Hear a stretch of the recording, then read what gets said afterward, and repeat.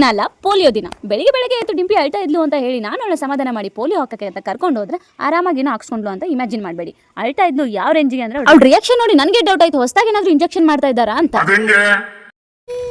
ಎದೆ ಕಾಣಾಗತ್ತಿ ಮಮ್ಮ, ಪೋಲಿಯೋ ಹೋಗತ್ತೀವಿ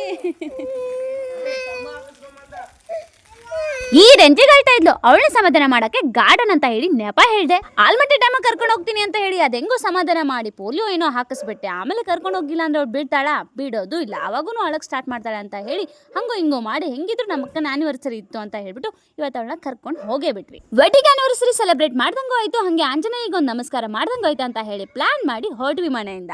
ಹಂಗೆ ಹೋಗ್ತಿದ್ದಂಗೆ ವೆದರ್ ಕಡೆ ತುಂಬಾನೇ ಚೆನ್ನಾಗಿತ್ತು, ತುಂಬಾನೇ ಎಂಜಾಯ್ ಕೂಡ ಮಾಡಿದ್ವಿ. ಯಾಕಂದ್ರೆ ಮಳೆ ವಾತಾವರಣ ನೋಡಕ್ಕಾಗ್ತಾ ಇರ್ಲಿಲ್ಲ, ಅಷ್ಟು ಸೂಪರ್ ಆಗಿತ್ತು. ಇನ್ನು ಜನನು ಜಾತ್ರೆ ತರ ತುಂಬ್ಕೊಂಡ್ಬಿಟ್ಟಿದ್ದಾರೆ. ಹೇಳಿ ಕೇಳಿ ವೀಕೆಂಡ್ ಒಬ್ರು ಮನೇಲಿಲ್ಲ, ಎಲ್ಲರೂ ಆಲ್ಮಟ್ಟಿ ಡ್ಯಾಮ್ ಅಲ್ಲೇ ಇದ್ರು ಅನ್ಸುತ್ತೆ. ಅದಕ್ಕೆ ಅಷ್ಟೊಂದು ರಶ್ ಇತ್ತು. ಪರವಾಗಿಲ್ಲ, ಕ್ವಾಲಿಟಿ ಟೈಮ್ ಸ್ಪೆಂಡ್ ಮಾಡಿದ್ವಿ. ಇನ್ನು ಎಲ್ಲ ಗಾರ್ಡನ್ ಸುತ್ತಾಡೋದು ಟೈಮ್ ವೇಸ್ಟ್ ಅಂತ ಹೇಳಿ ಬರೀ ಕಿನ್ನರ್ ಗಾರ್ಡನ್ ಅಲ್ಲಿ ಹೋಗಿ ಟೈಮ್ ನ ಸ್ಪೆಂಡ್ ಮಾಡಿದ್ವಿ. ಯಾಕಂದ್ರೆ ಡಿಂಪಿದ್ ಕೂಡ ತುಂಬಾ ದಿನದಿಂದ ಹೇಳ್ತಾ ಇದ್ಲು, ಅಮ್ಮ ಅಲ್ಲಿ ಕರ್ಕೊಂಡು ಹೋಗು ಅಂತ. ಇವತ್ತು ಕರ್ಕೊಂಡು ಹೋಗಕ್ಕಾಗಿತ್ತು.